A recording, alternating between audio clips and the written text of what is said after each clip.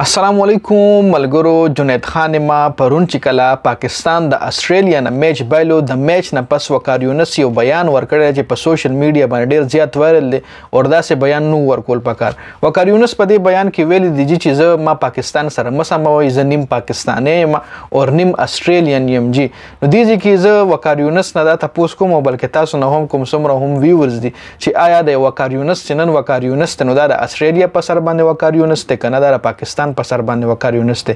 پاکستان د وقار یونس چې نن دومره غټ نوم دی نو دا پاکستان د عزت ورکړي کده استرالیا د عزت ورکړي. زمون چې څومره هم ایکس کرکټرز دی پته نه لګي چې د بغوس په وجه داسې بیان ورکړي یا د کمکل جوړ شي او بیا په داسې چینل باندې بیان ورکول چې هغه د انډیا په چینل په سٹار سپورټس باندې جدي بیان ورکړي دی. ورسره د استرالیا چې کوم فارمر کرکټرز ایرون فینچ هم دواړو خپلو کې د میچ نه پس پوسټ میچ انالیسس چې ولویل شي د میچ نه پس چې کوم د تبصره کوي په میچ باندې نو هغه بیان هغه تبصره دوران کې وقار یونس دا خبره کړې ده چې مطلب خبره د پاکستان په هار باندې راغی چې پاکستان دا میچ بایلو. نو دې کې وقار یونس وی چې صرف پاکستاني نیم ز استرالیان یم.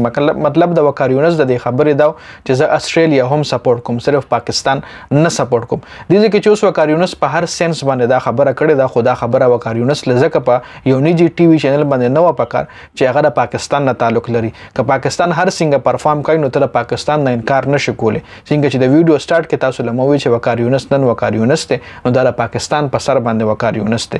پاکستان د دومره عزت ورکړي. پاکستان منم چې د خپل هم ټیلنټ او هغه ټایم کې نور هم ټیلنټډ کډاړیانو څنګه چې اوس نور ټیلنټډ کډاړیان دي او 11 کډاړیانو له چانس ملو شوی. 11 کډاړیان په دغه ټیم کې لوب کوي او سکه کډاړیان دا سری چې هغه د نه هم خ گیم کوي خو چون کې له چانس نه ملاويږي یا بداغي شفارس نه یا بداغي دومره اپروچ نه چي د ټیم لزان راو رسي.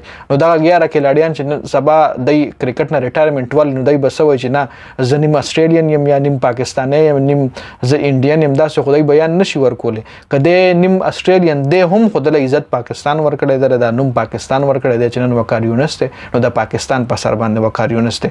نو په دې خبره باندې په وقار یونس باندې ډیر غټ تنقید هم روان دي او بعض ټایم کې کتا سو ګوري نو یو خو بابر اعظم خلک هم خلاف دي. پاکستان کې ډیر کرکټرز دي د بابر اعظم په کپتانۍ باندې خوشاله نه دي. ایکس کرکټرز یادم سپیشلی وسیم اکرم شو چې کې وقار یونس هم شامل دي.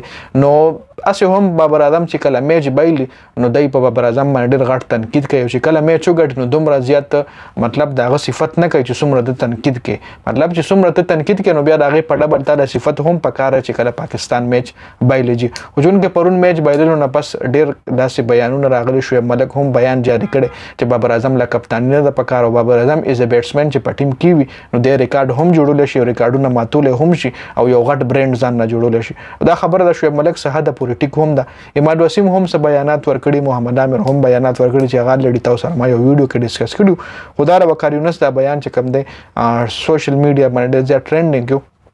تاسو دې حواله سره سوي خپل رائے ما سره په کمنټ کې شریک کولای شئ. ډیر زیات مننه جی. والسلام.